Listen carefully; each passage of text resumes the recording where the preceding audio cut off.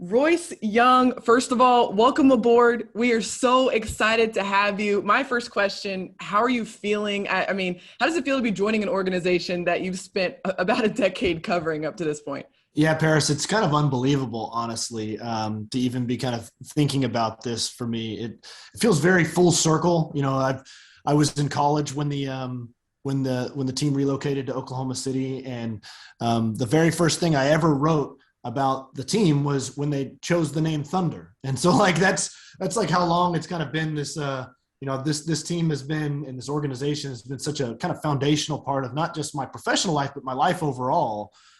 So, I mean, I don't even really know how to describe exactly how I feel. I mean, excited feels like just a cliche word to say, but it really kind of feels, I don't know. I don't know. I don't know if it's emotional. I don't know what it is to really kind of feel like, man, it's unbelievable to think that it's come so full circle that I've been around the Thunder. I've been up and close and personal with the Thunder. I know so many people at the Thunder, and now I get to work for the Thunder. That feels kind of surreal to say.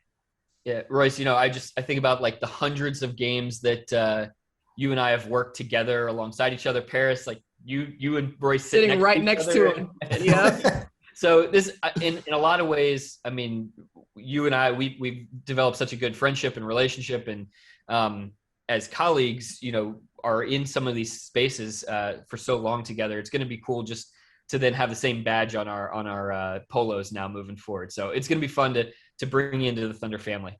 Well, I appreciate you saying that, Nick. And yeah, I mean, that's one of the really cool things I think about this is, a lot of ways, Nick, a lot of the people that I've interacted with most professionally have been within the Thunder organization. And, whether it's just, sitting around talking at the media table before a game, whether it's standing in scrums together, whether it's, sharing quotes with each other, whatever it is. I mean, the people that I've really kind of considered teammates in a lot of ways has been a lot of people within the Thunder organization. So to me, that feels like an unbelievable advantage that I have. Getting started with you guys is that I feel like there's some kind of institutional knowledge, and I feel like there's also just an incredible head start in terms of relationship building. I mean, Nick and I have known each other for a good while now. Paris, you've been with the organization for a couple of years now, and you spend a lot of time, even though the last year was a little weird, we all recognize that, but you spend so much time with people, even virtually. I mean, on the Zooms, you see each other so often that you just feel like that there's kind of a chemistry there. And, so for me, I mean, I've admired the way that the Thunder have done things and kind of built that collaborative culture from afar. And so it is going to be really cool for me to experience it firsthand. Yeah. And, you'll get to be kind of teammates with us, and we'll work together on all sorts of different types of concepts. And you've been a part of some of them actually with Thunder Films, right, and Pause the Game. As from afar, what have you sort of noticed about what this opportunity will be like for you to join our content team and sort of the plethora of different avenues that we have to tell the Thunder stories? Well, I mean, I think it's a really unique opportunity. And that's one of the reasons for me, Nick, that it was just too hard to pass up, is that, when you look at the media landscape, it's forever evolving, it's changing constantly. And for me, I look at things about, at the core of what we all want to do is tell good stories, right? Like, we want to tell things that are true. We want to tell things that are real. We want to, make sure that we're empathetic to the reader and to the subject. And for me, I think sometimes we can kind of obsess about like where those things are coming from. Like, what's the forum in which it is? What's the outlet in which it is? But to me, like, in a lot of ways, like, good stuff is good stuff. And I think a great example of this, truly, and I'm not just saying it because I played a very small part in it, but is Pause the Game. And because, when everybody kind of went back and reflected on March 11th and what happened that night, and everyone did their kind of 1 year takeouts on what was a historical night in not just sports history, but world history. Like, I really think like one of the pieces of content that really kind of stands alone in it was you guys' documentary film, Pause the Game, because I think it's truly like a solid piece of journalism. It tells a unique perspective. It digs into areas that nobody had ever heard about. And so, like, I don't think anybody is sitting there saying, oh, where'd that come from? It came from a team. I think it's just great, incredible journalism, really, in a lot of ways, that kind of stands alone. So to answer your question, I think that for me, that's what I see as really exciting, is that there is just so many options and opportunities to really kind of find great ways to tell stories, whether it's about players, whether it's about the community at large, whatever it might be, impactful moments in history. I don't think it really matters where it's coming from, because I think that the opportunities are kind of limitless.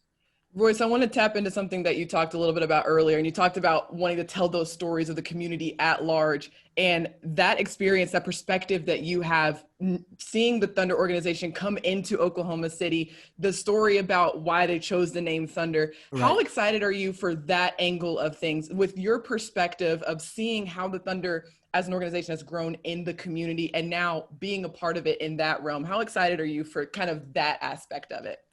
Extremely excited, Paris. And that's one of the things that really fires me up most. Look, I mean, I'm an Okie. I've lived in this state my whole life. I went to college in this state, and I don't really ever want to leave this state all that much. So for me, it's kind of an unbelievable thought to think that I have the opportunity to work for such an incredible organization, really an incredible company in my home state. Like, I don't have to go anywhere to experience this type of job. And I find that to be really cool, because those sorts of things, Paris, like you're talking about, like I have been able to witness it as an Oklahoman from the outside looking in, of how impactful the Thunder truly is in the community. And I know a lot of people sometimes feel like that's kind of lip service, but if you really zoom out and look at the last, what is this, year 14 for the Thunder, I think? The last 14 years and the impacts that the Thunder organization has had, not just beyond the basketball stuff, but really in just kind of being a foundational element of Oklahoma City and really Oklahoma altogether. There are just so many things about the organization that have really mattered here. And, for me personally, it's made my life better as an Oklahoman, is having the Thunder here. And so to be part of that and to really kind of illustrate that and to find areas where maybe even the small part that I can play with you guys can maybe have an impact in Oklahoma City, like, for an Okie, that's just really cool for me to think that, like, I could have like some sort of positive impact in my city and my state. I mean, that feels really awesome. Yeah, the basis of that impact, Royce, is the culture that's been created inside the walls of the Thunder organization. And so much of your job has been trying to like learn and tap into, sure, what is that? What does that mean? Everybody uses the term culture. What does that actually turn into in practice? What are your thoughts about actually getting to be totally immersed in that and right. be one of these teammates that is involved in the day-to-day, not just experiencing of the culture, but trying to craft it too, trying to uphold those standards as well? Yeah, I mean, that's one of those things, Nick, that's like really kind of exhilarating in a lot of ways. And also it kind of, I don't want to say it weirds me out, but to think about being able, like, I'm a reporter. That's what I've been for my entire professional life. And these are like the off limits areas that I never really got to experience or see. So for me, just like the education that I can kind of glean from what it's like to see so many high achieving people do their jobs is going to be unbelievable experience. I mean, first of all, that's just going to be something that is that I don't think is really kind of invaluable for me, just in terms of my overall career experience. So, I mean, I think for me, like, you look at some of the things that about the Thunder. Everybody regards it as a first-class organization. It's renowned about the culture. So to be able to step inside and experience it myself and be kind of part of that, I mean, first of all, it's a lot of pressure to step in there, like you said, to kind of uphold some of the standards and make sure that I'm part of that. But I think it's just a really cool part of this, is to be able to kind of walk inside the doors and experience that sort of thing firsthand. Because when you're on the outside looking in, I think you can sometimes kind of try to paint the picture in your mind of what that might look like. I look at it this way, Nick, that, our incredible experience that we've had of being inside NBA locker rooms, sometimes you can miss things that would be really, really cool to the average fan, but we just take it for granted because you experience it every single day. Whether it's an interaction with the player or it's something that they do as a part of their routine. And like, our job as reporters is to notice those things and try to bring them to fan. But sometimes you've got blind spots because you just live it every single day. And so for me, I really am excited to kind of immerse myself in those things that maybe you guys have been taken for granted because you've lived it for the last few years. And now I get to step in, and like, those are going to be like new car smell all the time for me, because I get to walk in and be like, that's really cool. I didn't know that happened. Even though I've been up close and personal with this franchise for more than a decade, I didn't know that sort of thing went on. So that's really exciting to me. And I think that's going to be extra special for all of us, just given COVID, given how sort of things have been separated for the last 18 to 20 months. I think all of us, especially now with you in the fold too, as our partner on this stuff, I think we'll all have that extra sense of appreciation for sure. the moments that we do get to experience. Yeah, for sure. I mean, the last year has been really clarifying to a lot of people in terms of like priorities, career priorities, family priorities, what really matters to us. And so, I think that as things kind of turn back to hopefully a little bit more normalcy and stuff, I think that it'll also really clarify the appreciation we have for like the relationship building in your work life, and how important it is to like the people that you work with, to really collaborate with the people that you work with. You can do it virtually. There's no doubt about it. And as you guys know, that you've been putting out great stuff during this last year and a half, but to be working with people that really kind of sharpen you, make you do better work, inspire you. I mean, those are the types of things that I think can be really difficult for me. I mean, I haven't really experienced like a traditional work life, so to speak, for the last like decades. And so I kind of wonder for myself, where can I get better? And I think the people that I'm going to work with that I know that are a lot smarter than me are going to make me better at the things that I do. They're going to give me great ideas. They're going to inspire me. I'm going to feel just a lot of excitement about the work that I'm producing. So I think that that's one of those things that's really cool. Royce, I want to talk about this. Obviously, this will not be your last time on the Thunder Basketball Universe. Right. We can assure our listeners that Royce will be a part of the TBU going forward as well. You obviously spent the last several years as writing and reporting. What sort of content are you looking forward to now, looking forward in your time with the Thunder? What are you looking forward to in that realm? Man, that I don't know, Paris. That's what really is kind of cool. Is I don't really feel like I have like a great answer about what it is. I feel like there's just so many possibilities of the available stories to tell, of the things to talk about. I do think that they're like long form storytelling in terms of podcasts seems like a really, really cool potential thing to do. That's something that I've long wanted to kind of do myself, is to really kind of write out stories and then communicate them via podcast, because, I know myself as a consumer of it, I love listening to them that are really good stories on a podcast. So I think that that's a really cool opportunity. I feel like there's so many options in terms of, whether it's, one of the things I love to do at ESPN was like essay formats in terms of video. I think that there's so many options in terms of doing that, writing scripts, and, the Thunder obviously have an incredible video team that can really support that sort of stuff. So those sorts of things, I love to write. So I want to do like long form feature stories, player profiles, organizational profiles, whatever it might be. And then maybe like just community stories that matter in Oklahoma City. I think that those sorts of things can be really important because, again, as we all know, there's such a bridge connected between the Thunder and Oklahoma City itself, that there's a lot of overlap, I think, in terms of impactful community stories that have a relevance to the Thunder and to the Thunder fan base as well. So I'd love to dig into those sorts of things as well. Yeah, Royce, I really appreciate you mentioning that too, because that's a huge aspect of what we do with the organization. I think about, Black History Month, Thunder Vote that we've gone into, right.